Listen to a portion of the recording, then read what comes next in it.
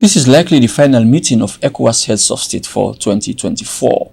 Barely 5 months since the last meeting in Guinea-Bissau, ECOWAS continues to face numerous challenges ranging from socio-economic and political.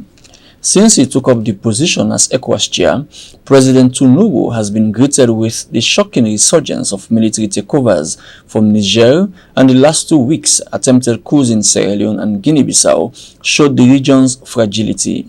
In all of these unfortunate developments, ECOWAS continues to reiterate its condemnation of military seizures of power and its determination to protect democracy. President Tinubu told colleague heads of states that the summit comes at a time when peace and security, good governance, food insecurity and climate change are affecting the region. Amidst all these challenges, ECOWAS chair still assures West Africans that democracy is the only option for the region. This is why the region, as far back as 2001, recognized democracy as the only form of governance capable of fostering development, inclusiveness, and social well-being of our people. It was on this basis that the West African region became the fourth.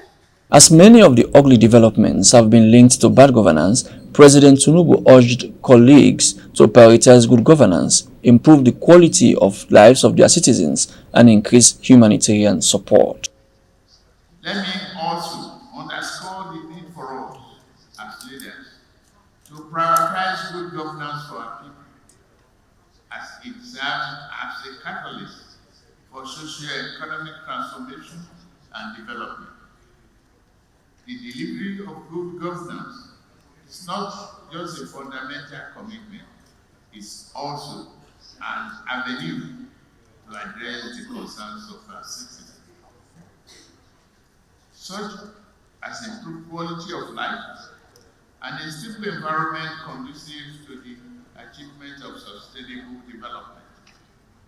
By providing good governance that tackles the challenges of poverty, inequality, and other concerns of the people, we will have succeeded in addressing some of the root causes of military intervention. Giving a brief report on the state of affairs in the region, the president of ECOWAS Commission, Dr. Umar Aliyu Toure, said though the region is battling with some political issues, recent elections have given hope to West Africa that change is possible through the ballots. He praised outgoing President George Weah for the recent election. Dr. Toure briefed the heads of states on the military leaderships in West Africa, including Niger, Mali, and the former is still holding President Bazoum, his family, and cabinet ministers. He said the sanctions against the military regimes have so far been successful. Excellencies, as we monitor the implementation of the sanctions, we note with satisfaction the courage and determination of your governments to effectively apply the sanctions. We note that some political actors and groups in the region have been misrepresenting issues around the sanctions to score political points. Your firm and unambiguous commitment to the principles and values of our community remain salutary. One person that President Umar singled out for a standing ovation was Liberia's President George Weah, who recently conceded defeat to his main challenger. The ECOWAS leaders assured the presidents of Sierra Leone and Guinea-Bissau, President Bio and President Umar Sissoco Embalo, of the organization's support and assurance following the November 26 attempted coups. West African leaders are locked into the banquet hall at State House here in Abuja, Nigeria, where the 64th ordinary session of the Committee of the Authority of Heads of State and Governments has just begun. The conference has been opened by the chair, the Nigerian President Tinubu. This summit comes at a time when West Africa is facing some challenges. Key among these challenges are the recent coups and attempted coups. For example, the coup in Niger, attempted coups in Sierra Leone and Guinea-Bissau.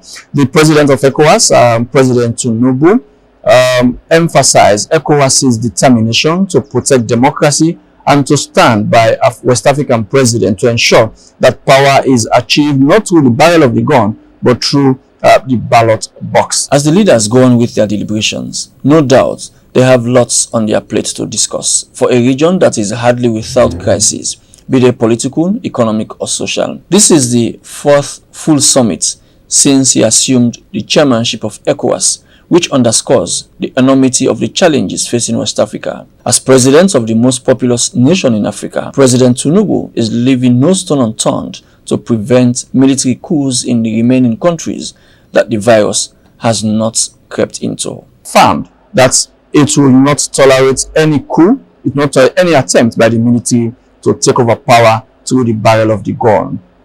So many issues are going to be discussed here today in Nigeria, Abuja, as the end of the year, West African leaders are going to come up with certain decisions and recommendations to be implemented in 2024. Reporting for SLBC News, this is Asmieu from State House, Abuja, Nigeria.